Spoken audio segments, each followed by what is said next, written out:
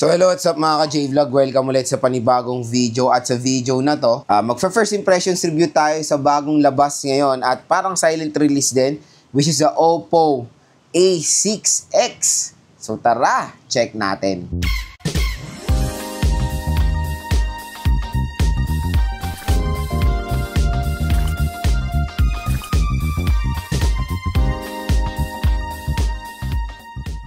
Na mga J-Vlog, may bagong labas na naman palang smartphone. At yun nga, hindi ko to alam na nirelease na pala ngayon. At ito ang Oppo A6X. So yun nga, itong smartphone na to is syempre ang successor sa very popular na Oppo A3X and Oppo A5X. Pero when it comes sa SRP niya, medyo mahal talaga itong si Oppo A6X. Dahil ang SRP nito mga J-Vlog is around 4GB 64 is 6.5. Tapos 4GB 128 is 8,000 pesos. Again, for the RAM at ROM, totally hindi po talaga bagay for its price. So, syempre dito sa ating first impression, bibigyan ko kayo ng initial thoughts about dito sa Oppo A6X. Pero ito magandang balita kasi nakabili na ako nito sa online ngayon. Inabangan ko to eh. Mura lang siya sa online. Dito sa ating View Products, makukuha nyo lang itong Oppo A6X. So, yung Oppo A6X na 4GB 64, nakuha ko lang ng 4,000 pesos online dito sa ating View Products. Again, pag clinic itong View Products sa atin dito, meron pong special voucher na naghihintay sa inyo up to 1,000 pesos off. So, bukod doon sa sale price na sa online, meron pang additional discount voucher dito sa ating video up to 1,000 pesos off yan. So, check natin ng Oppo A6X dito ngayon sa online. Siyempre, below SRP po dito sa online, kaya matik na po yan.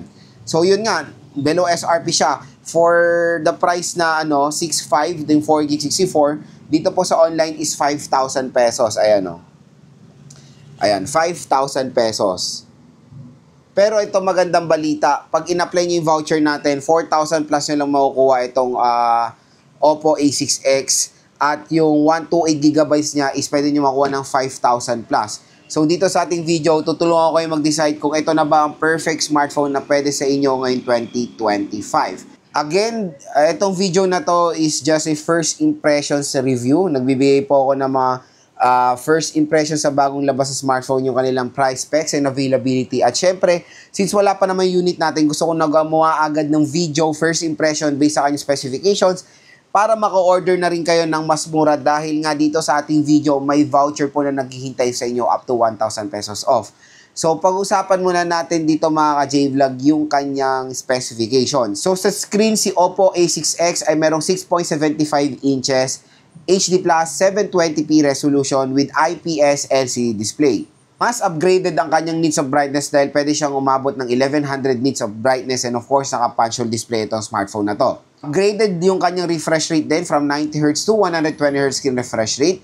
So OS out of the box sa Android 15 siya with ColorOS 15. Chipset, nag-stick na naman si Oppo sa Qualcomm Snapdragon. So ito naman is the Qualcomm Snapdragon 685 with the Adreno of 610. Dual rear camera system with 13 megapixel main and a 5 megapixel front-facing camera. Mas upgraded yung battery, 6,500 mAh non-removable battery, and of course, meron siyang IP64 water and dust resistant. So next mga ka-J-Vlog is, gusto ko i-share sa inyo yung overall first impressions ko sa Oppo A6X based sa kanyang specifications. Again, pwedeng mabago yung ating first impressions upon unboxing itong video na to, yung phone na yun or hands-on. Again, pwede tayo magbigay ng saloobin or opinion sa mga smartphone habang wala pa po or wala sa atin yung unit. Dahil syempre, very familiar naman tayo sa mga specifications na yan para makatulong din sa mga consumers natin kung sulit nga ba talaga tong Oppo A6X. Unang pag-usapan natin yung display niya. So sa display, meron naman ding mga konting revamp compare sa Oppo A5X and Oppo A3X.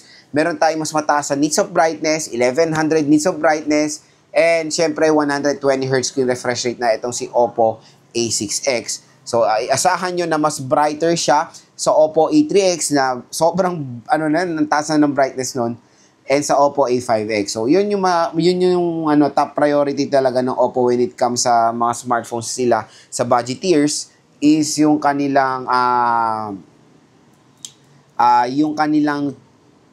brightness is malakas talaga. Usually kasi, syempre, tulad ng sinabi ko, karamihan ng mga consumers natin ginagamit yan for work or as a navigating tool. Next, usapang chipset. Sa chipset, nag-iba, Qualcomm Snapdragon 685, pero compare sa Qualcomm Snapdragon 6S Gen 1, pareho lang naman sila ng GPU, Adreno 610.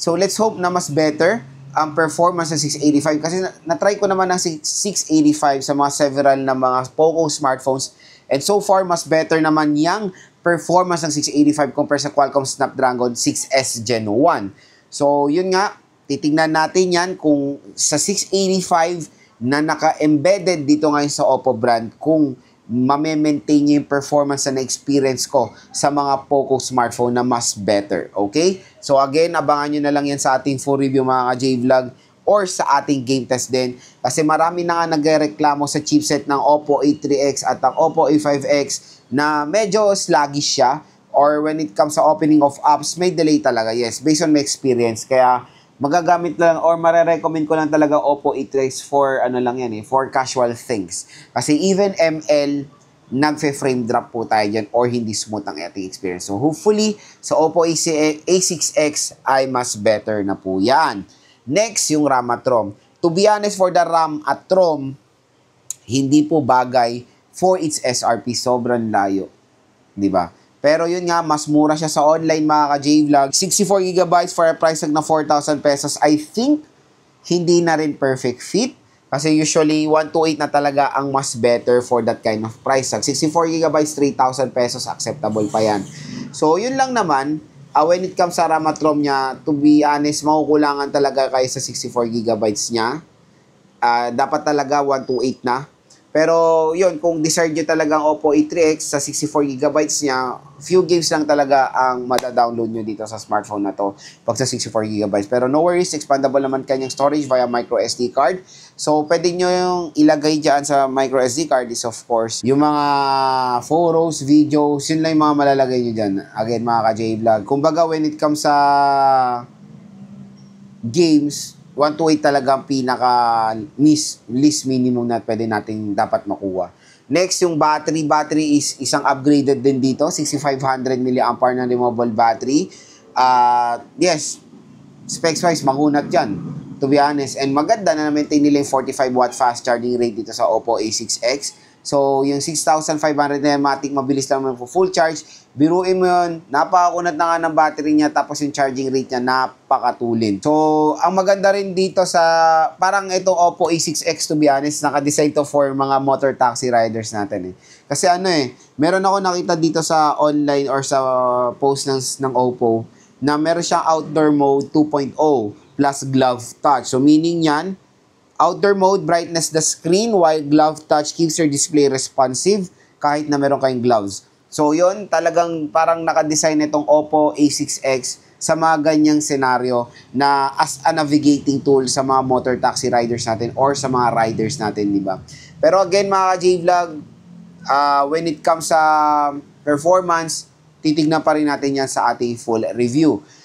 Yung kanyang camera, nag-revamp din ng konti when it comes sa megapixel, 8 megapixel to 13 megapixel front face rear camera.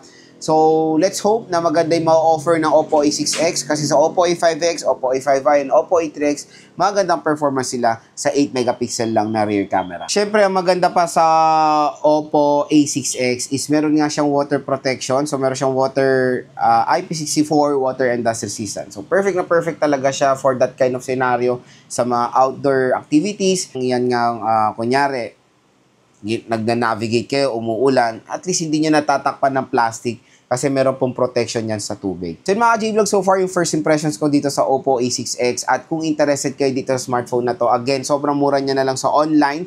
Dito lang yan sa ating View Products. Dito lang kayo bibili. Pero mga nagtatanong, Lods, sa tingin mo ba sulit ba siya? Or mas maganda ba yung upgrades niya compare sa A3X and sa Oppo A5X? To be honest, very, lang siya. Minimal lang yung mga naging upgrades. Pero the important thing is yung chipset. Nag-iba yung chipset. Kasi yan yung nireklamo ng karamihan ng consumer yung chipset. Kasi sobrang nilang nirecycle yung 6S Gen 1. So, dito 685. Kaya again, stay tuned lang sa ating full review dahil i-game test din natin itong si Oppo A6X para matignan natin yung talaga niya, yung para makita talaga natin yung kanyang performance, kumbaga. Pero for its price, 4,000 pesos, mura. Yun lang nga, 64 gigabytes, medyo maliit, pero kung casual user kayo, pwede ng 64 gigabytes at expandable naman yung kanyang storage.